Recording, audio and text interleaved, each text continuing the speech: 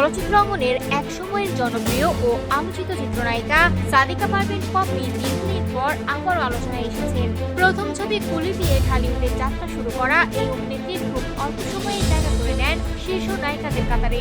একের পর এক সফল ছবিতে অভিনয় করে তিনি হয়ে ওঠেন দর্শকপ্রিয় মুখ। তার ঝুলিতে রয়েছে 3টি জাতীয় চলচ্চিত্র পুরস্কার, যা তার ক্যারিয়ারের সাফল্যের বড় প্রমাণ। তবে ক্যারিয়ারের মধ্যগগনে হঠাৎ করেই আড়ালে চলে যান এই নায়িকা। দীর্ঘ সময় ধরে বড় পর্দার নাটক কিংবা বিজ্ঞাপনে তাকে দেখা না যাওয়ায় ভক্তদের মধ্যে তৈরি হয় নানা প্রশ্ন।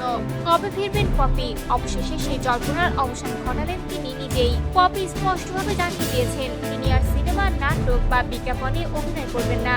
অভিনয় জীবনকে পুরোপুরি বিদায় জানিয়ে এখন তিনি পরিবার ও ব্যক্তিগত জীবনকে গুরুত্ব দিতে চান। তার ভাষায়, তিনি এখন তার স্বামী ও একমাত্র সন্তান আয়াতকে নিয়ে শান্ত ও সুখী জীবন কাটাতে চান। তবে অভিনয় থেকে পুরোপুরি বিচ্ছিন্ন হলেও একটি বিশেষ শর্তে তিনি আবার ক্যামেরার সামনে আসতে আগ্রহী। পপি জানিয়েছেন, যদি তার জীবন নিয়ে কোনো মানসম্মত ও পূর্ণাঙ্গ বায়োপিক নির্মিত হয়, তাহলে সেই সিনেমায় তিনি নিজের চরিত্রে অভিনয় করতে চান। তবে তার মতে এটি যেন শুধু সাধারণ কোনো প্রজেক্ট না হয়ে তার জন্ম থেকে শুরু করে বেড়ে ওঠা ব্যক্তিগত সংগ্রাম, পটসুন্দরী প্রতিযোগিতা, চলচ্চিত্র জীবন সহ পুরো জীবনের একটি দৃষ্টান্তমূলক উপস্থাপন হয়। তিনি আরো বলেন, যদি এমন একটি মানসম্মত কাজ না হয়, তাহলে তিনি আর কখনোই অভিনয়ে ফিরবেন না।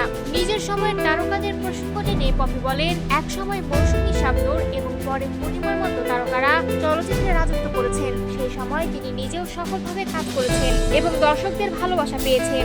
উল্লেখ্য, গত বছর প্রেক্ষাগৃহে মুক্তি পায় তার পুরনো ছবি ডাইরেক্টর ডাক, যেখানে তিনি একজন পুলিশ কর্মকর্তার চরিত্রে অভিনয় করেন। দীর্ঘ বিরতির পর সেই ছবিটি আবারও তাকে আলোচনায় নিয়ে আসে।